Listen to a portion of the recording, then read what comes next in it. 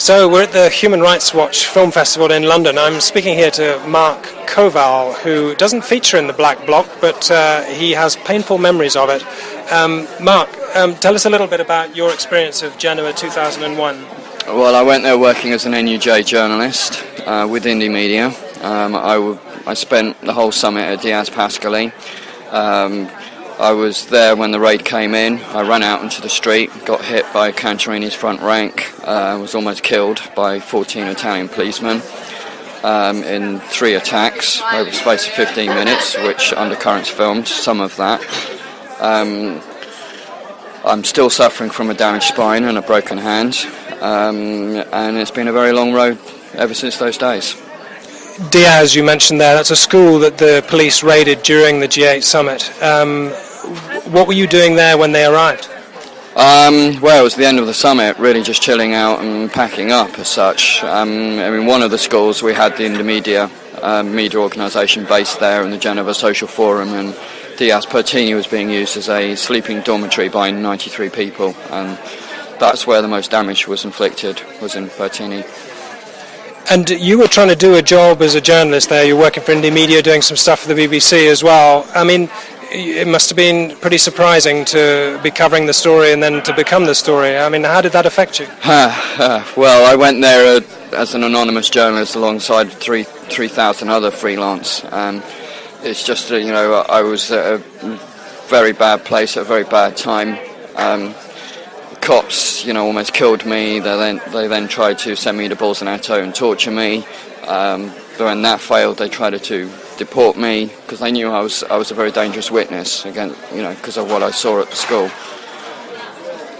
So we're all journalists here, trying to cover things like this. What's your advice to journalists who are going to things like these big ticket summits? What should journalists be doing?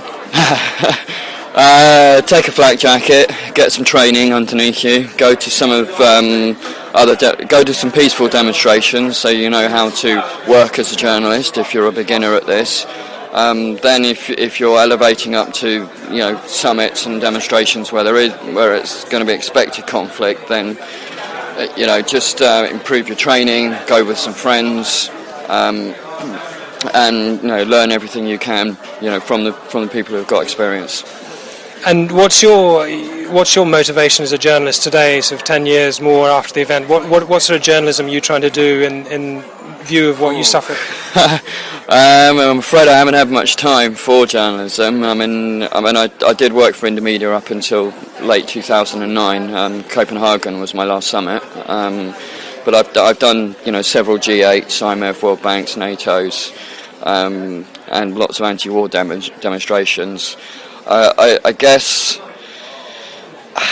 how you say, being one of the pioneers of independent media and social media, I'm looking more to the long term of where the trend is going as such, and trying to shape the debate along the lines that the corporate media are just too damaged, they can't be trusted, as recent scandals have shown, and the independent media is the future.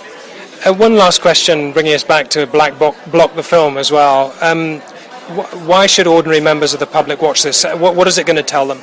Because it's trying to tell you that at the heart of Italy there is a core of fascism that we've been fighting for the last 10 years. And that power of fascism is of a great threat to Europe. And that's why people need to watch this documentary, because we've been through it, we know how dangerous these men are, and they still have not been dealt with.